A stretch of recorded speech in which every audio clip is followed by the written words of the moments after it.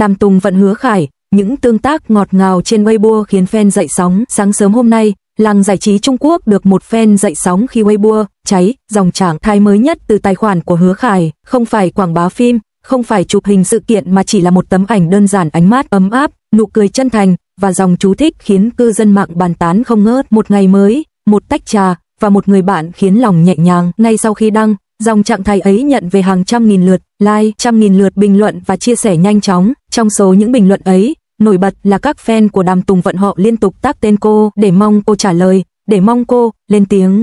Và chỉ vài tiếng sau, đáp lại là một dấu tích hát từ tài khoản Đàm Tùng Vận dưới bài đăng của Hứa Khải, không comment, không trả lời, chỉ một dấu yêu nhỏ, nhưng với người hâm mộ, đó là cú chạm điện mạnh mẽ. Họ tin rằng đó không chỉ là tương tác giữa những đồng nghiệp mà là một sự ngầm hiểu, một lời khẳng định tinh tế. Weibo lập tức tràn ngập các bài đăng như Tùng Vận đáp lại bằng tin, liệu có phải là dấu hiệu hai người này mãi là đối tác ăn ý, hay vừa bước vào một chương mới. Người hâm mộ mong họ quay phim chung, nhưng mong hơn là trái tim họ cũng chung nhịp. Những bức ảnh vẫn lan truyền, Hứa Khải trong bộ vest sáng màu, đứng bên cửa sổ, ánh sáng chiếu rọi lên gương mặt anh. Đàm Tùng Vận thì đăng story mới nói về một buổi sáng bình yên với bạn bè, nhưng thật nhanh story ấy biến mất sau vài giờ, khiến nhiều người nghi ngờ cô đã đăng rồi xóa vì có ý nghĩa riêng. Hậu trường tương tác và mối quan hệ chẳng thể che giấu. Đối với nhiều người trong giới giải trí, mối quan hệ giữa Đàm Tùng Vận và Hứa Khải vốn đã rất đặc biệt. Họ từng hợp tác trong một vài dự án, nhưng dường như chưa bao giờ công khai là cặp đôi thật. Thế nhưng các tương tác nhỏ xíu trên mạng xã hội thời gian gần đây khiến người ta tin rằng, đáng nghi hơn bao giờ hết, một nguồn tin thân cận với ekip sản xuất tiết lộ Hứa Khải và Tùng Vận có rất nhiều đoạn thoại hậu trường khi quay phim. Họ hay trò chuyện rất lâu mỗi khi nghỉ quay, không chỉ về công việc, mà cả những điều rất đời thường ngẫu nhiên, nhưng dường như họ rất hiểu nhau. Trong một buổi fan meeting trước đây, Hứa Khải từng gọi Đàm Tùng Vận là một người rất thư giãn, khiến anh có thể là chính mình. Câu nói ấy không quá to lớn, nhưng với fan, đó là lời ngầm chứa nhiều điều hơn là chỉ tình bạn. Một stylist làm việc chung với họ cũng kể, Tùng Vận rất nhẹ nhàng, khi Khải căng thẳng hoặc mệt mỏi, cô ấy thường đứng bên cạnh, không nói nhiều, chỉ mỉm cười. Khoảnh khắc đó giống như an ủi hơn là hợp tác chuyên nghiệp. Chính những chi tiết nhỏ như thế ít ai để ý nếu chỉ nhìn vào bề nổi, dần dần được fan soi xét, lưu lại, gắn tag, bàn tán. Họ ghép ảnh, làm video, đưa lên Douyin, TikTok Trung Quốc, lan đi với tốc độ chóng mặt. Cảm xúc công chúng và những shipper không ngủ giữa dư luận, hai luồng cảm xúc chính đang chạy song song. Một bộ phận fan, shipper, những người khẳng định Đàm Tùng Vận và Hứa Khải có thể là đôi, rằng mọi tương tác không hề ngẫu nhiên, rằng ánh mắt, cử chỉ, hashtag đều là dấu hiệu tình cảm thực sự. Họ kêu gọi hai người đóng phim chung nhiều hơn, tổ chức sự kiện đôi, hoặc ít nhất thể hiện công khai tình bạn đặc biệt này. Một bộ phận khán giả hoài nghi, họ cho rằng mọi thứ chỉ là chiêu bài PR. Hứa Khải đăng ảnh bình yên buổi sáng thì sao? Đàm Tùng Vận thả tim thì sao? Liệu có phải là chiến lược giữ fan chứ không phải tình cảm thật? Truyền thông giải trí cũng không đứng ngoài cuộc. Các trang tin lớn như Sina Entertainment, Tencent News, NTA Entertainment đều đưa tin về tương tác này. Một số bài phân tích chuyên sâu thậm chí trích lời các nhà phân tích ngôi sao trong làng giải trí. Không ai làm việc hiệu quả như họ, nhưng làm việc tốt thôi thì chưa đủ để giải thích cử chỉ thân mật như tim biểu tượng, story biến mất, tác vô hình. Nếu họ chỉ là bạn, họ đã chọn công khai rất nhiều rồi. Nhưng giờ đây, với mỗi tương tác nhỏ, người hâm mộ lại ngạc nhiên. Sự bí ẩn này chỉ càng nuôi dưỡng hy vọng ngọt ngào trong từng khoảnh khắc nhỏ. Một tối nọ, Hứa Khải đăng Weibo story, ảnh chụp cuốn sách nằm mở trên bàn, cạnh đó là cốc cà phê còn một nửa, dòng chú thích chỉ 5 chữ, một chút bình yên. Người xem bình luận rầm rộ, chẳng biết sao, lại nghĩ tới Tùng Vận. Không lâu sau, Đàm Tùng Vận đăng một bài quote trên Instagram và Weibo, bình yên có thể nằm trong cuốn sách, trong tách cà phê, và ở bên người bạn hiểu mình nhất. Hai dòng chia sẻ riêng biệt, nhưng nếu đặt cạnh nhau, dường như đang nói cùng một suy nghĩ. Không chỉ là bạn, mà còn là người có thể chia sẻ khoảng lặng bình yên, nơi người khác nhìn thấy phần chân thật nhất của mình. Một buổi chiều khác, hai người cùng xuất hiện trong một sự kiện từ thiện nhỏ. Khi rời khỏi sân khấu, khán giả bắt gặp họ bước cạnh nhau, chụm nhẹ vai khi đi bộ. Cánh săn ảnh lia máy, bắt khoảnh khắc, Hứa Khải quay đầu nói điều gì nhỏ với Đàm Tùng Vận, rồi cô mỉm cười, nụ cười rất nhẹ, nhưng ngọt ngào. Cảnh tượng ấy được lan truyền nhanh chóng. Video đăng lên Douyin thu hàng triệu lượt xem, người hâm mộ lập tức bình luận họ quá tự nhiên, như đã quen nhau từ lâu, tình bạn tốt đẹp, nhưng ánh mắt Khải dành cho cô ấy không giống bạn bè bình thường, mong họ không giấu mãi, mong một ngày sẽ được nhìn thấy họ thật sự bên nhau. Từ một cái thả tim đến làn sóng truyền thông khó tin sau dấu hát mà Đàm Tùng Vận dành cho bài đăng của Hứa Khải, Weibo gần như nổ tung.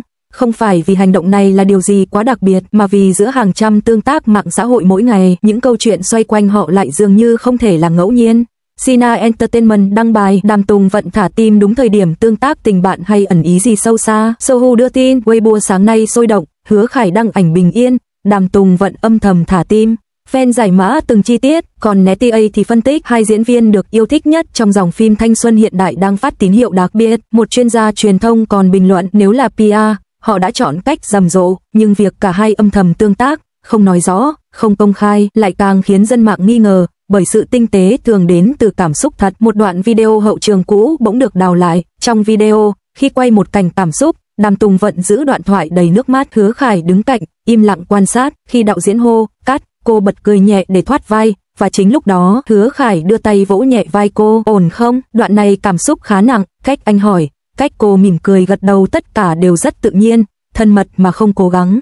Một bình luận nổi bật, ánh mắt Hứa Khải lúc đó không phải ánh mắt của đồng nghiệp, giống người đang thật sự lo cho người mình thích. Dưới ánh sáng hậu trường, người xem thấy rõ điều mà fan lâu năm vẫn luôn khẳng định, chemistry không phải thứ có thể luyện tập, nó bộc lộ từ những khoảnh khắc vô ý nhất.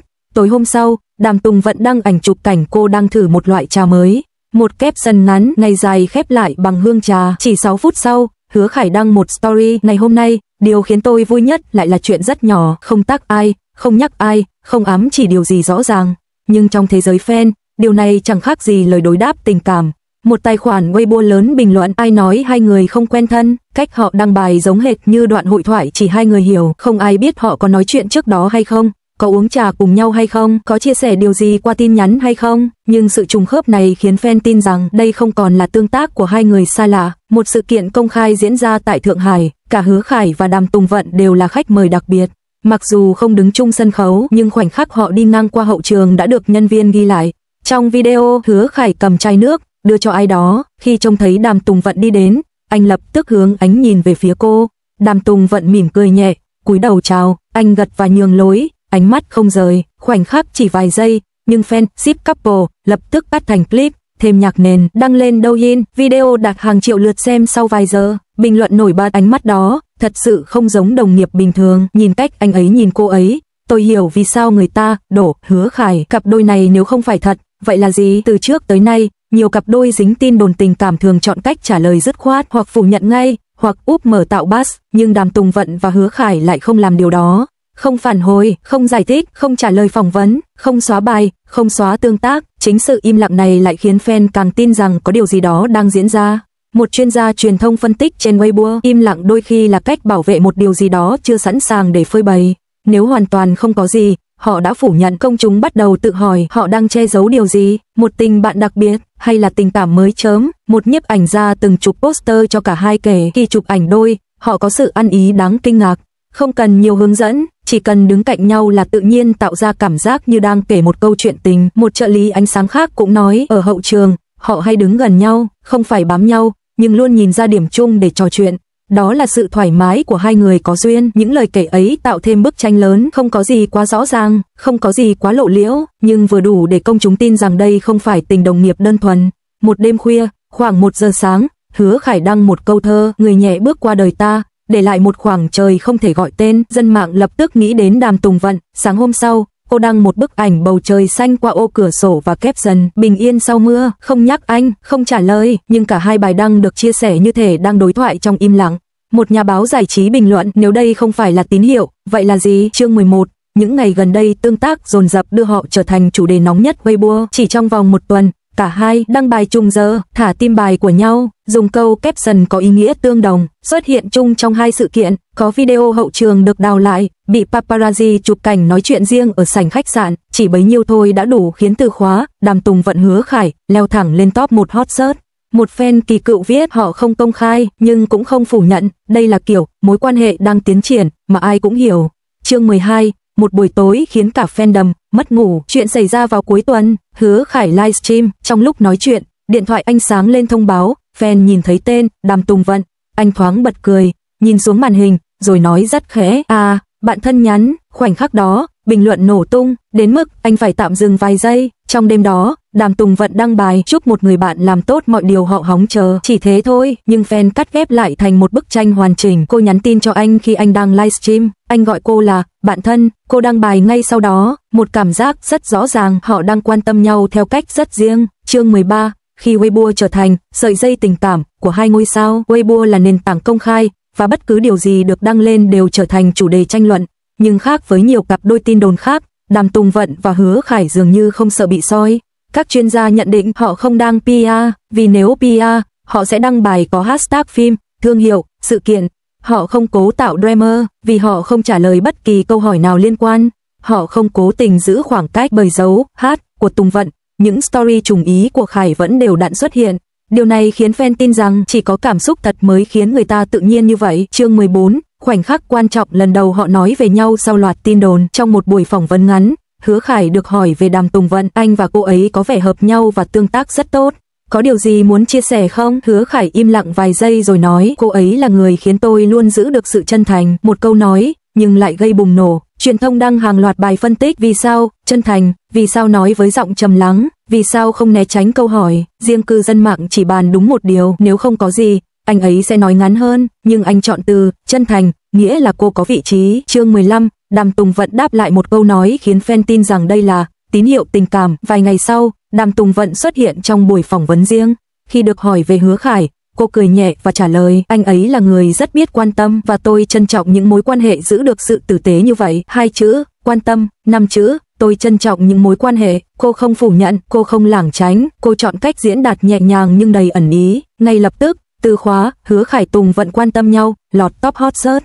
Chương 16, họ đang bước vào vùng cảm xúc. Truyền thông nhận định họ không công khai nhưng cũng không né tránh. Đây là giai đoạn điển hình của những cặp đôi đang tìm hiểu trong showbiz. Fan cũng nhìn thấy điều đó. Các tương tác không khoa trương, không phô trương, nhưng lại đều đặn. Cách họ nhìn nhau trong sự kiện, cách họ mô tả nhau trong phỏng vấn, cách họ đăng bài trùng ý. Tất cả tạo nên cảm giác rằng hai người đang dần đi vào vùng tình cảm thật dù chưa muốn nói rõ. Chương 17, tương lai nào cho cặp đôi được ship nhiều nhất hiện nay?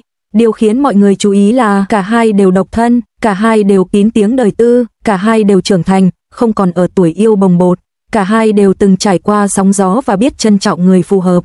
Một chuyên gia quan hệ công chúng nói nếu hai người thật sự có tình cảm, họ sẽ chọn cách bảo vệ đến cùng trước khi công khai. Những điều họ làm thời gian qua, không khoe khoang, không phủ nhận, không tận dụng PR, không đầy cao drama, chỉ giản dị mà đầy ý nghĩa. Chương 18, kết luận tương tác ngọt ngào, cảm xúc chân thật và câu chuyện khiến công chúng mong chờ đã lâu rồi. Showbiz Trung Quốc mới có một cặp đôi khiến cộng đồng mạng bùng nổ vì những điều nhỏ bé đến vậy, không phải scandal, không phải ồn ào, không phải quảng cáo, chỉ là một dấu hát đúng lúc, một bức ảnh chụp bầu trời xanh, một câu thơ đăng lúc khuya, một ánh mắt trong hậu trường, một lời nói giữ được sự chân thành, một nụ cười im lặng. Đôi khi, chính những điều tinh tế đó, những điều khó nắm bắt nhưng lại đọng lại rất lâu, mới là dấu hiệu rõ ràng nhất của tình cảm thật, và đó cũng là lý do công chúng tin rằng giữa Đàm Tùng Vận và Hứa Khải có lẽ đang tồn tại một mối quan hệ đặc biệt, không cần phải nói, nhưng ai cũng nhìn thấy.